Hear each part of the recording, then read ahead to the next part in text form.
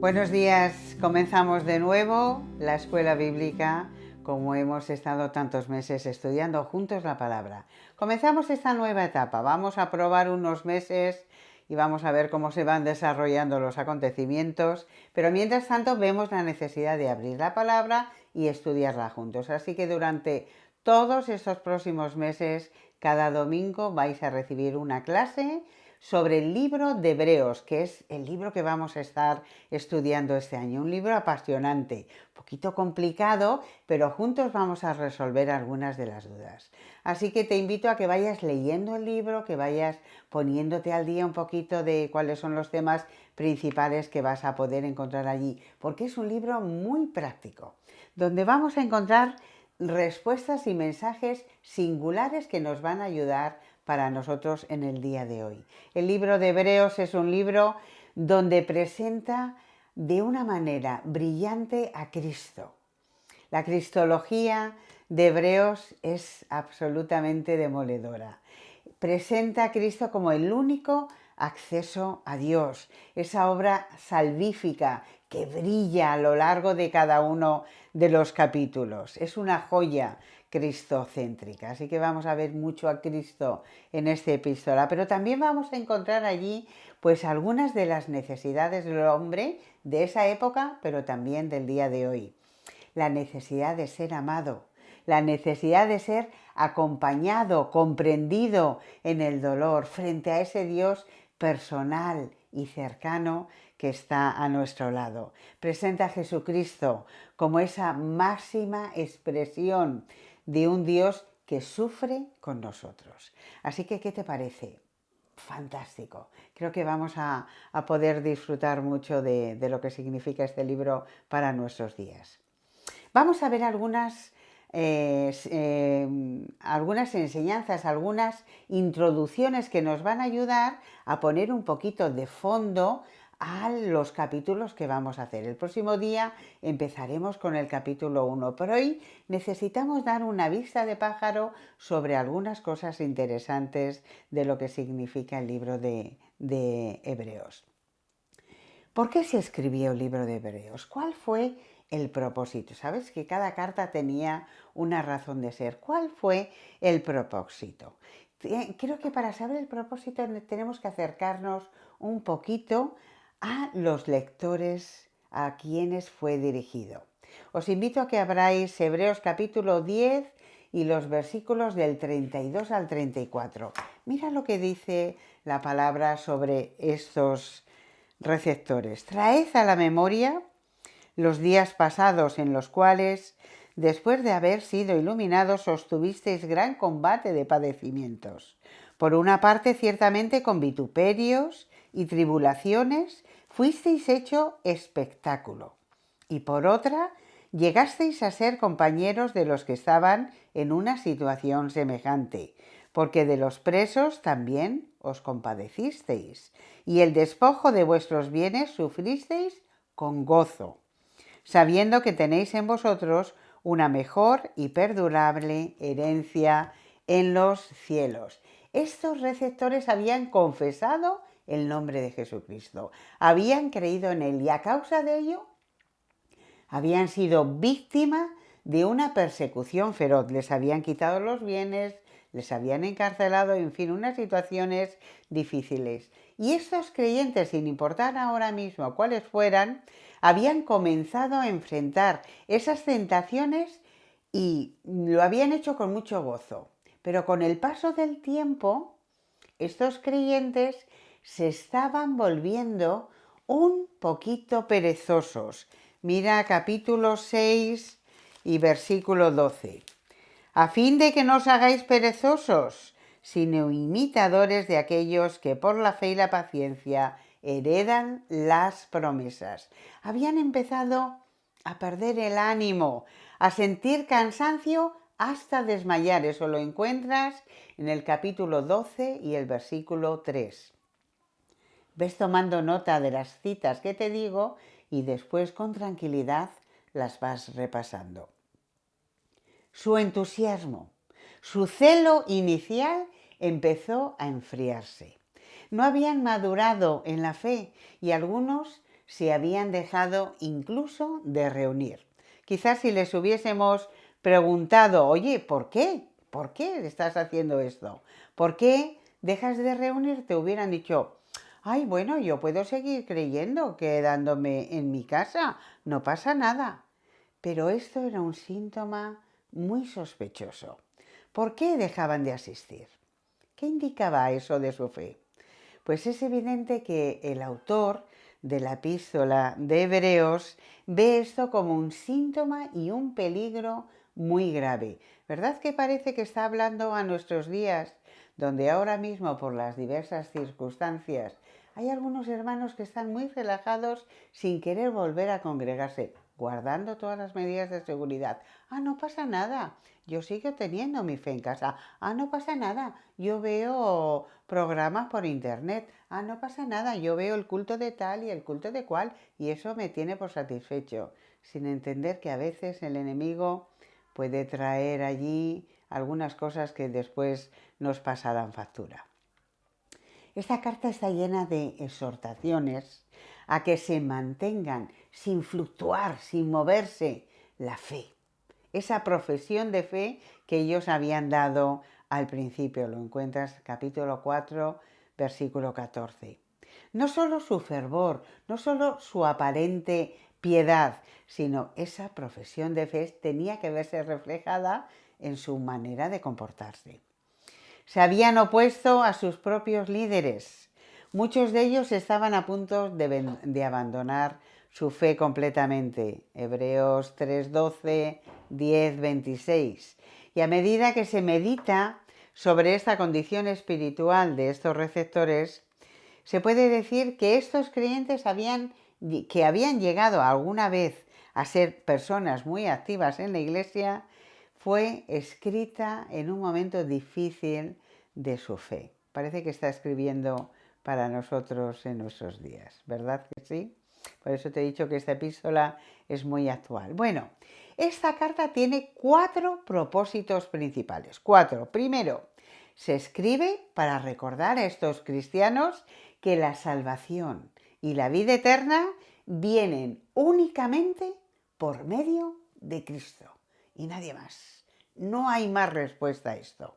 En segundo lugar, se escribe para recordar todas las inmensurables bendiciones que están disponibles en Cristo a través de la fe. En tercer lugar, se escribe para decirles que para alcanzar el cielo, los creyentes tienen que entender también que van a sufrir igual que sufrió Cristo aquí en la tierra, porque son discípulos de Él. Y que si a Él les rechazaron, a ellos también les van a rechazar. Y en cuarto lugar, se escribe para advertirles que si apartan su fe de Jesús, el juicio vendrá irremisiblemente. 4 propósitos muy definidos. ¿Cómo se escribe el libro de Hebreos? ¿En qué lenguaje? ¿Cuál es su estilo? Porque este libro es un punto y aparte en el Nuevo Testamento. Incluso en los primeros siglos, los primeros padres de la Iglesia, los primeros comentaristas bíblicos notaron lo sorprendente del lenguaje de esta epístola. Hay una pureza en su lenguaje, hay una elegancia en el estilo griego en el cual está hablando que caracteriza esta epístola. Eusebio de Alejandría, Orígenes y otras autoridades quedaron asombrados por la pureza de su estilo. De todos los autores del Nuevo Testamento, este es el que tiene un estilo más puro en cuanto a su lenguaje. La carta es un tesoro de expresiones características de esta individualidad del escritor. Fíjate, hay 168 términos que no aparecen en ninguna otra parte del Nuevo Testamento. Qué interesante, ¿verdad?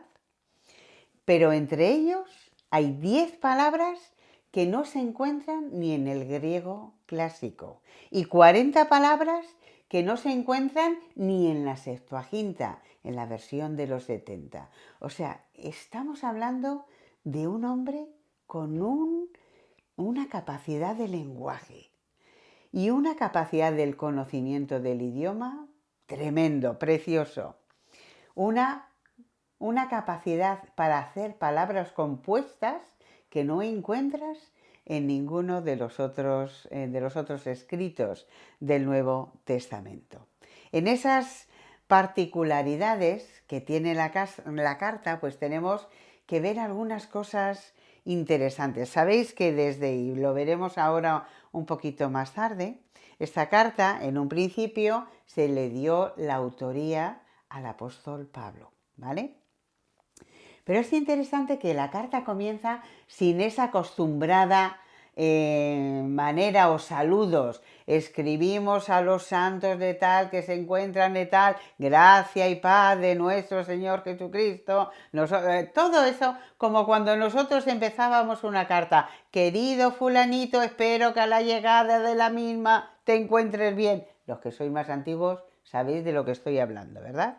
Pero no existe esa forma aquí, tampoco existe esa bendición apostólica que encontramos en muchas de las cartas. No hay evidencia epistolar de ese escrito hasta que se llega en el capítulo 13 y los versículos 18-25 con una breve conclusión, pero no con esa acostumbrada bendición que tenemos en los otros. La manera como cita el Antiguo Testamento, todas las citas que se dan provienen de la versión de los 70, de la Septuaginta. Una persona conocedora profundamente de esta versión. ¿En qué fecha fue escrita la epístola de Hebreos? Pues mirar, no se sabe muy bien, pero hay un dato importante que tenemos que tener en cuenta. Por ejemplo, en el versículo 13 y en el capítulo 13 y en el versículo 7 dice: tenemos la siguiente exhortación: acordaos de vuestros pastores que os hablaron la palabra de Dios, considerad cuál haya sido el resultado de su conducta e imitad su fe. Aparentemente había transcurrido un tiempo desde que se habían convertido, desde que el Evangelio había sido predicado por primera vez, desde que se hubieran formado en las Escrituras y hubieran desarrollado esas comunidades, hasta el punto que esos primeros maestros o esos primeros pastores parece que ya habían muerto. Dice: acordaos de vuestros pastores que os enseñaron hace tiempo. Está marcando una distancia en el tiempo. Por otra parte, al final del capítulo 8, muy interesante, un texto que nos dice: al decir el nuevo pacto, ha dado por viejo al primero, y lo que se da por viejo y se envejece está próximo a desaparecer. ¿Qué quiere decir eso? Está hablando de los dos pactos, el antiguo pacto y el nuevo pacto. Claro, el antiguo pacto era un pacto donde estaba involucrado todo el tema de la liturgia, el templo, los sacrificios, los levitas. Eso era el antiguo pacto. Pero dice que está próximo a desaparecer. ¿Cuándo desapareció toda esa liturgia? En el año 70 después de Cristo, cuando Roma invadió Jerusalén y destruyó el templo. Por lo tanto, la fecha de la escritura del libro de Hebreos tiene que ser anterior al año 70. En la década de los 60 se escribe esta epístola, ¿vale? Así que eso que está por desaparecer nos marca el fin tope. El último año donde se podría escribir hubiera sido el 69, pero no puede ir más allá. Más allá no se puede ir. ¿A quién va dirigida? Pues la epístola la tenemos en nuestros días como la epístola a los hebreos. Pero en un principio esta carta no tenía título, ¿vale? No tenía título. Es obvio que está hablando de muchas costumbres, de muchos ritos, de la ley ceremonial del Antiguo Testamento, con lo cual estamos hablando de gente que conocía muy bien el Antiguo Testamento, ¿vale?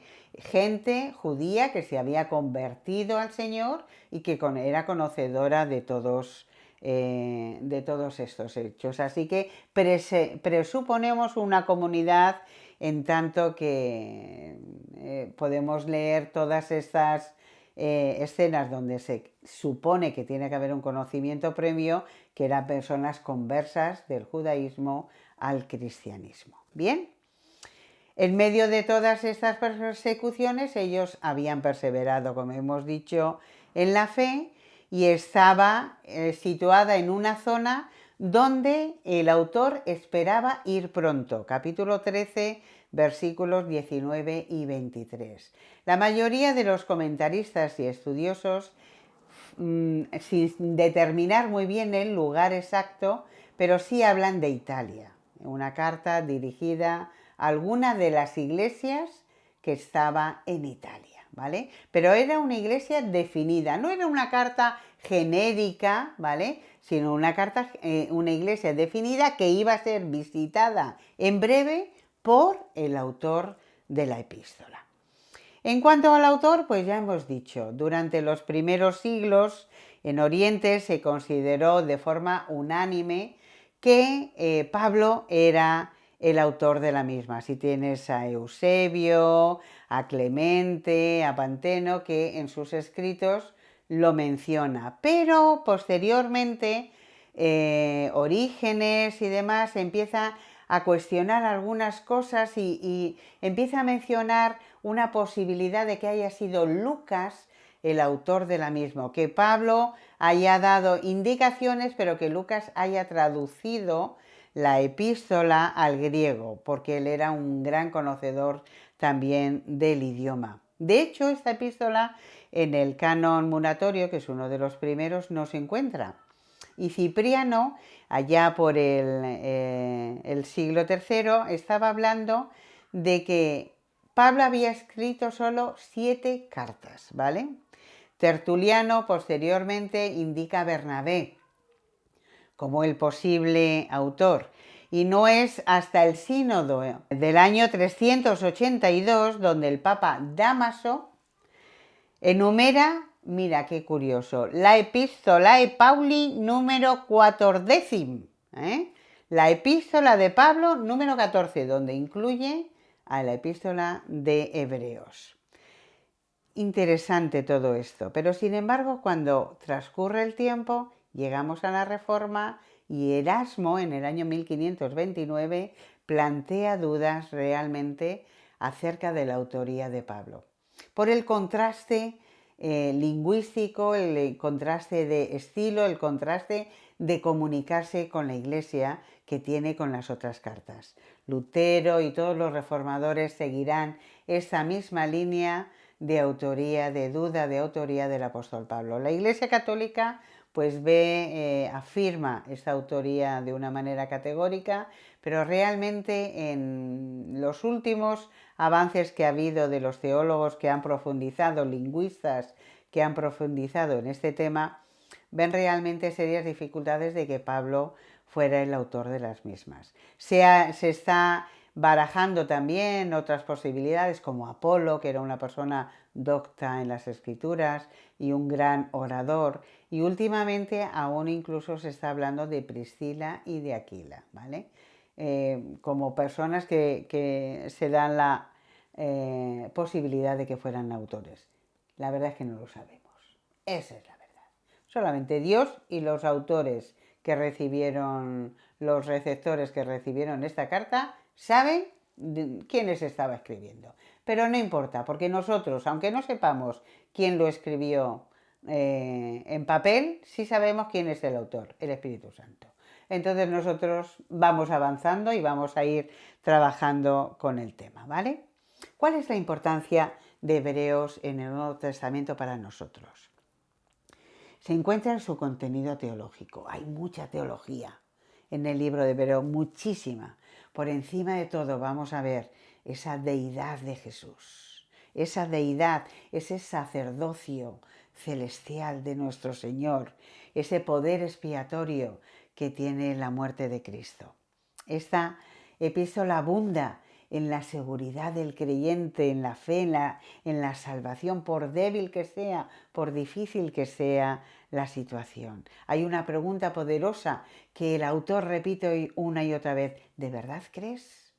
¿De verdad crees? Si crees, puedes estar seguro. Pero claro, tienes que estar seguro de que crees. Esa es la pregunta. Así que nuestra fe va a estar basada aquí. Hay varias preguntas que vamos a estar lanzando después de cada clase para que meditéis en ellas y para que después en el foro con Jero y con Neus podáis seguir trabajando y ellos van a estar motivando todas esas respuestas y os van a dar mucha marcha para que podamos entre todos aprender y seguir añadiendo conocimiento a nuestra fe. Pero aquí van algunas preguntas para que vayáis meditando sobre ellas. ¿Es nuestra fe para salvación puesta solo en Cristo? ¿O es en parte en Él y en otro ritual o en otra tradición o en otras costumbres o en otra cultura? ¿Él es el único mediador entre Dios y nosotros? ¿O estamos contemporaneizando en cuanto a nuestra fe en Él y descansando también en otros mediadores? ¿Estamos permitiendo que nuestro trasfondo y cultura nos presionen, impulsándonos a actuar de forma que son inconsecuentes con el Evangelio que profesamos creer? ¿Creemos verdaderamente que Jesús es el Mesías Rey y que volverá para reinar? Nuestro deseo es alcanzar la santidad, evidencia de una forma genuina de la gracia de Dios y de lo que somos. Bueno, aquí van unas cuantas. Después es posible que ellos tengan otras más para que vayáis contestando. El próximo domingo vamos al capítulo 1, hablando de la superioridad de Cristo frente a todo. Que el Señor os bendiga, queridos.